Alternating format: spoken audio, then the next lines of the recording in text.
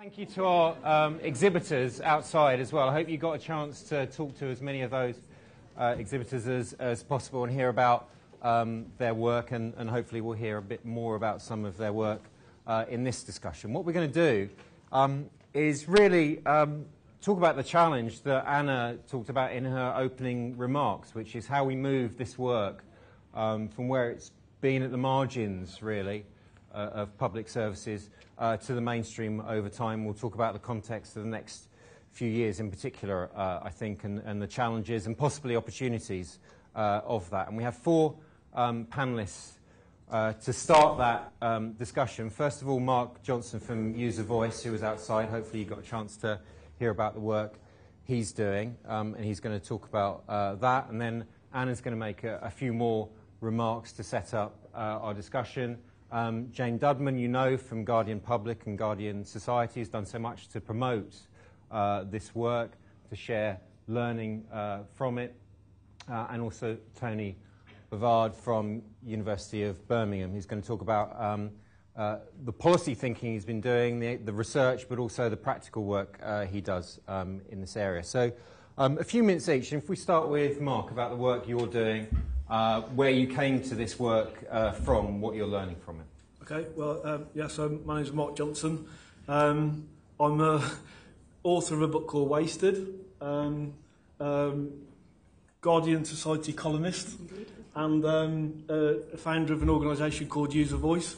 My qualifications are the living experience of being at the sharp end of criminal justice, and my book tells, quite in depth my story and stuff and how I navigated out of it. Successful residential drug treatment.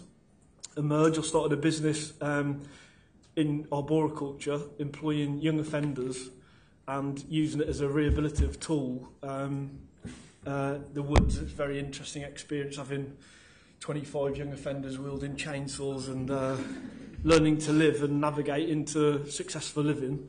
Won a couple of awards, started to consult and to work. I work with the Prince's Trust and various government departments around sort of this issue really about co-production and participation and inclusion and all that sort of stuff. And actually through my consultation work, I've really seen a gap, which I'm slightly different to the speakers you've heard before, and that is I come from criminal justice. And currently, there's actually quite a strong argument to want to listen to people like me because we have a law that says that people commit crime out of the moral choice to do so. Whereas actually we know that if you look at the sort of figures in the prisons, 60% of people in prison have drink, drug or mental health related illness. The law actually doesn't fit the contents we have in the estate. So it's quite worrying really. But interestingly, there's an argument, this is the difference between the other speakers. There's an argument to not to want to hear. And criminal justice is something that's done to offenders. Even the word offender is quite worrying, really. But actually, my insights into it are that it's the one area that society could benefit the most from listening. And that the extent of the reoffending rates, etc., and the problem that we've got is a direct result of not listening. And our approach to it is sort of colonialist at best.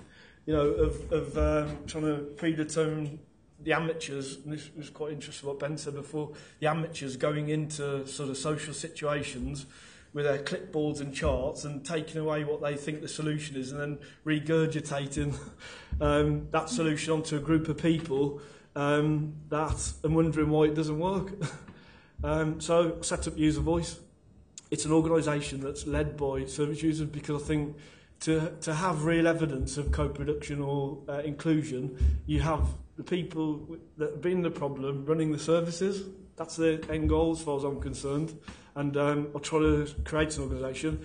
What allowed me to do that was a best-selling book, quite simply, and then a Scrabble for funding in the economic climate. We've done quite well. We're growing.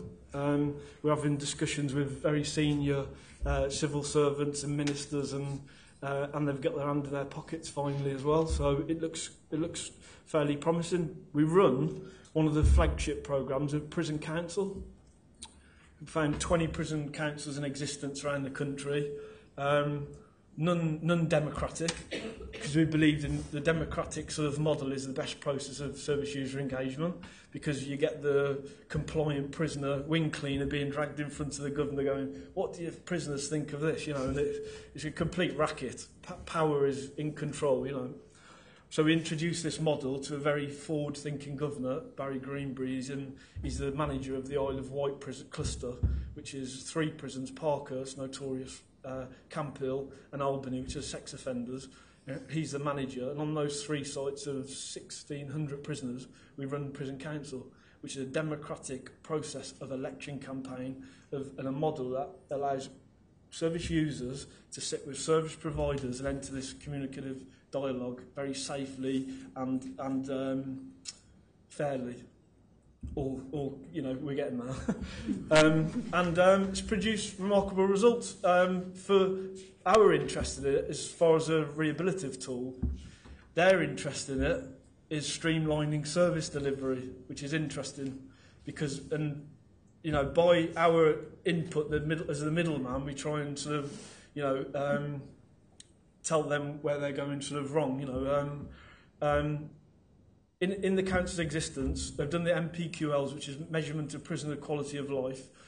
37% reduction in prisoner complaints, 27% reduction in solitary confinement, which suggests that by engaging with prisoners in this order, in this structure, in this model, you're addressing problems before they're getting into any kind of punishment or punitive sort of approach to it.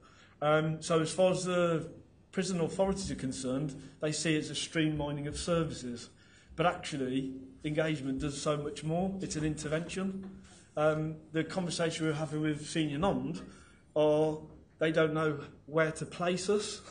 Because as you said before, that, you know, like a prisoner presents as not just an offender. He's mentally ill, he's drug and alcohol, he's got homeless problems, and where service provision is siloed off, the problem is systemic. Do you know what I mean? Like what we find, and that's kind of the very difficult barriers that we've got to get over, but quite positive. And it's really nice to be invited here as well to a group of people that sort of, you know, well advanced, you know what I mean, in thinking. So thanks. Thanks, Mark. And when so I was struck by the issue of language. So they might use language like streamlining services and you might use very different language coming from a very different philosophy. Do you use their language to get what you want, funding, access, or do you try to convince them of the importance of your language? Well, this is in its infancy, and you've got to, otherwise you wouldn't get in. Right. You know, you've got to, you know, prove half evidence of how it's reducing money. Do you know what I mean?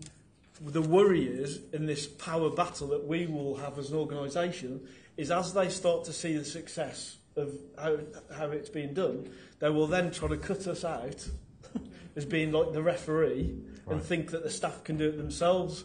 And then what that does with prison, the very point of our success is because we're user-led. And what the most important part of the work that I've found today is the need to create a narrative within criminal justice of successful living.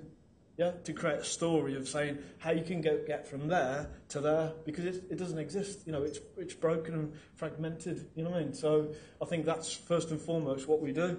The council idea, it's an intervention. What would you know? It says on the DVD, and there's copies outside. It's, you know, the ultimate sort of act of not listening in a prison is riot. You know what I mean? And so that. The intervention, as far as a prisoner concerned, reducing what do you call it, personal frustrations with the system, and entering into this dialogue of democratic process of, like, one is problem solving. Do you know what I mean? In a very structured way, strategic. The workers that go in, who are ex-offenders, by the way, which is pretty unique in a prison, especially like Parkhurst. But it's, I mean, Phil Wheatley said when he was off, he said, you'll never do it in Parkhurst. And it's funny, as Parkhurst the first place we've done it in. But yeah, it's, you know, it's really good. There's a lot of information on it outside as well. So let's come back to that point if we can about how you grow these models of different models of public services that are so dependent on individual relationships. It's not an abstract policy thing. This is crucial to the success of these models. So how do you grow them in that kind of way? And we'll come back to that in the discussion.